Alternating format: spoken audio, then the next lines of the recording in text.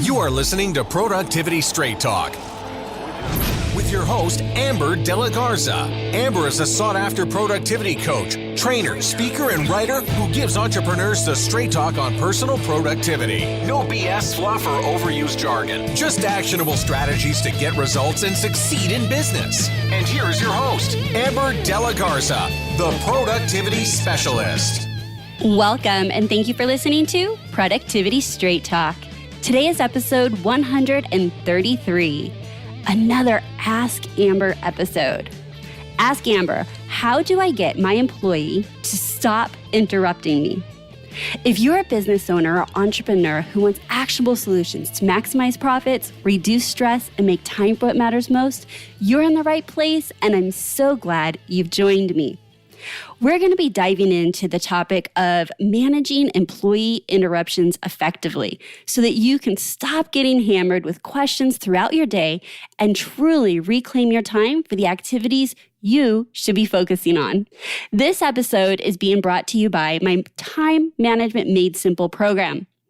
We are currently taking interest list. So to find out more and to get on the interest list for the next round of Time Management Made Simple, head on over to theproductivityspecialist.com/time.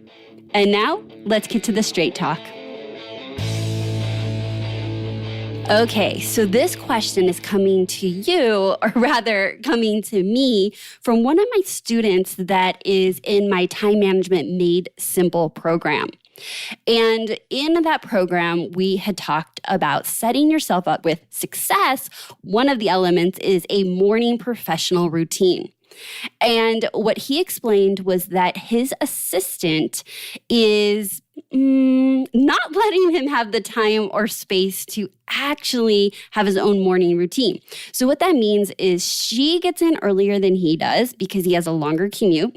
He comes in and is immediately hammered with questions, and I need you to look at this, and what about that? And just like a whole series of needing something from him so that she can go about her day and do her job. And for him, he expressed the need for having that quiet downtime, even if it's just 15 minutes, to give himself that space before jumping into feeling like, and this is in my words, so attacked with all the questions and the needs before he's even been able to settle in. Okay, so maybe you feel this way with someone on your team.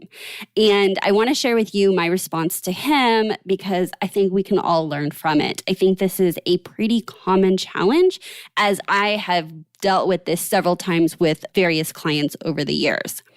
So this is a boundary and communication issue. That's all. Because this has never been an issue until he realized how valuable his morning time was, and he wants to change the terms of the relationship, right?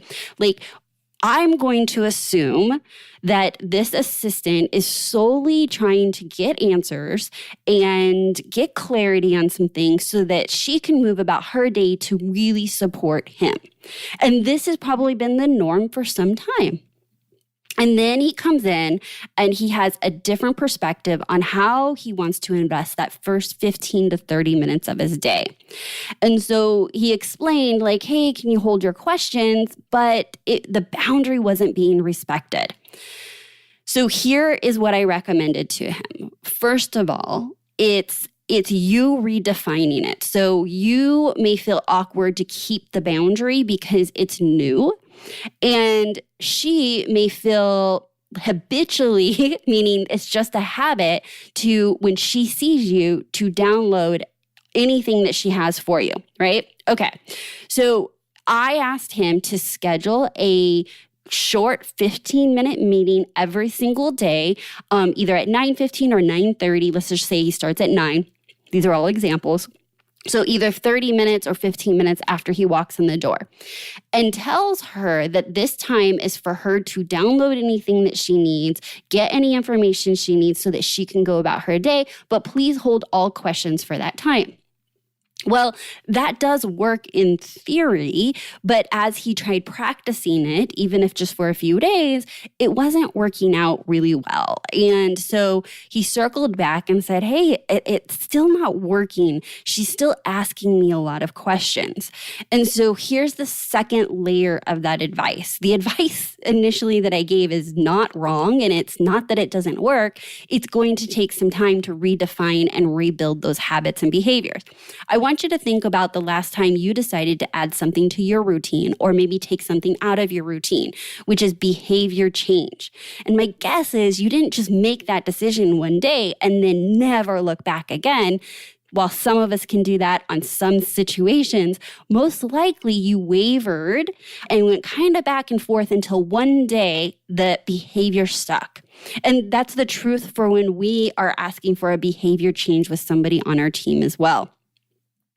And so I said, stay the course, stay committed to the meeting, but here's your responsibility, 2-part.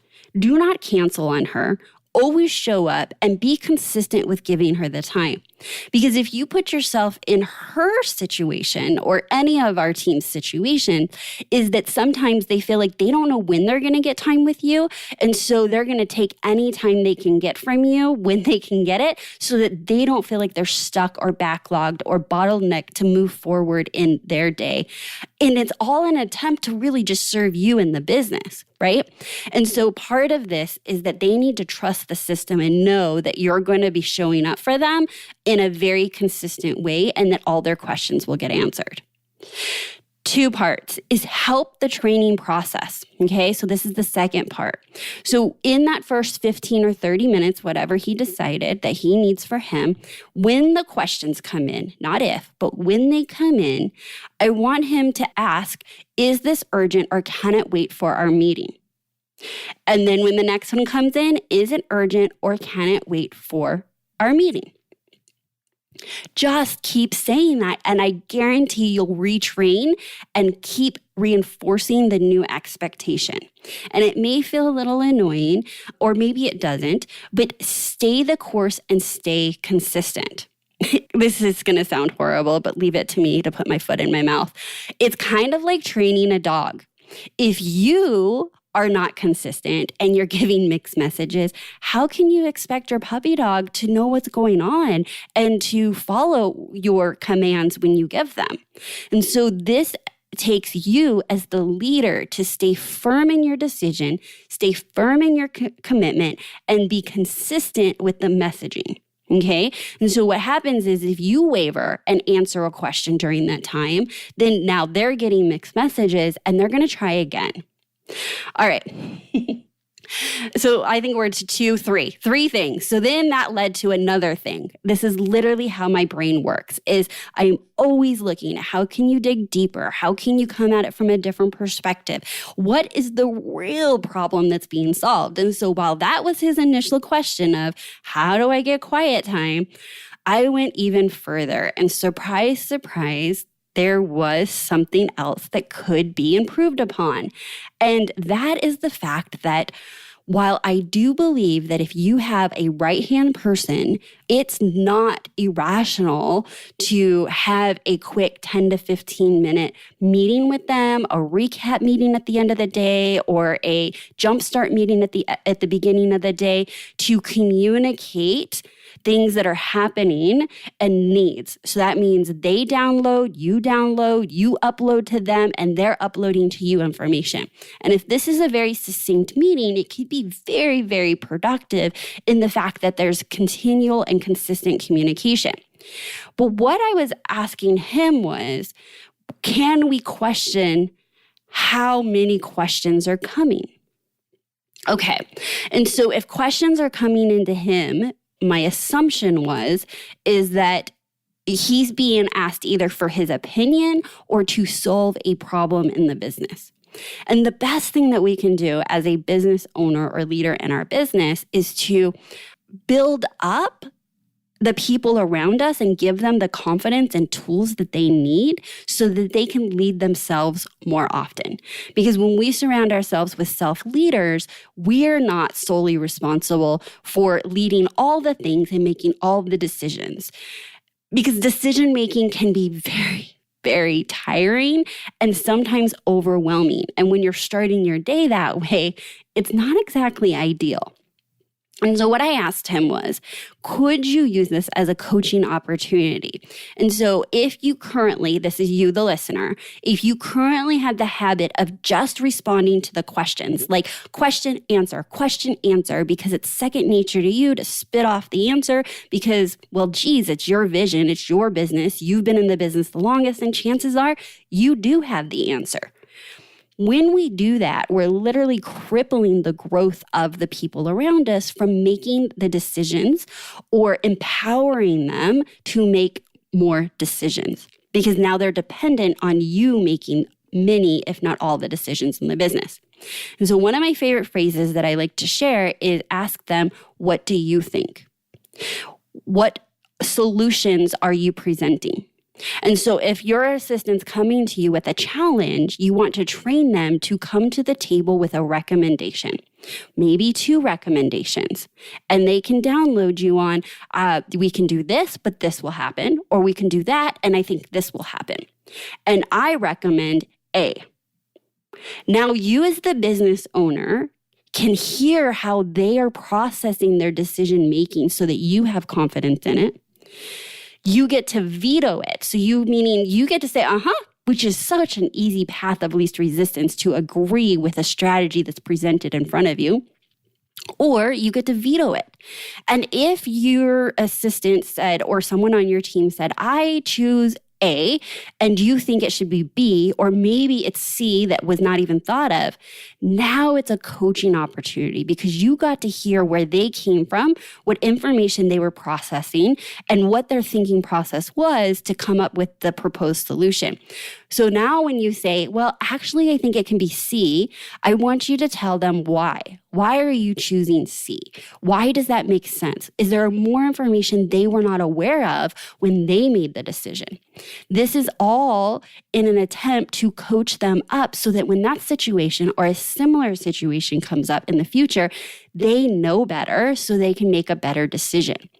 And so 2 things are happening. You're building up their confidence in decision making and empowering them, and you're building up your confidence in them for their ability to make decisions.